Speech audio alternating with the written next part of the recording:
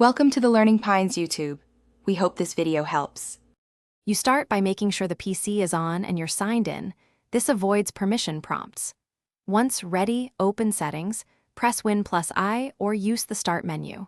Then navigate to Network and Internet on modern Windows or System Notifications and Actions if your build differs, because Airplane Mode is housed in those panels.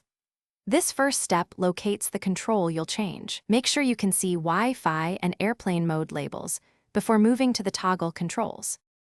Now focus on the specific control. In Network and Internet, select Airplane Mode from the left pane. You'll see a simple on/off toggle that controls radios. Flip it to off to re-enable Wi-Fi and Bluetooth. This turns the adapters back on without rebooting. If you prefer a quicker way, open Action Center with Win+E and click the airplane icon. Once done, watch for the Wi-Fi icon to reappear. Make sure you wait a few seconds for hardware to reinitialize. Finish by confirming wireless services are active. Check the system tray for Wi-Fi and Bluetooth icons and reconnect to your network if needed.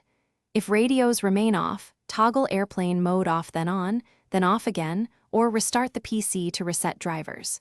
Make sure Device Manager doesn't show disabled network adapters. If it does, right-click and enable them. One key troubleshooting tip: if software toggles fail, update or reinstall the wireless driver to Thanks for watching. Consider subscribing if we helped you.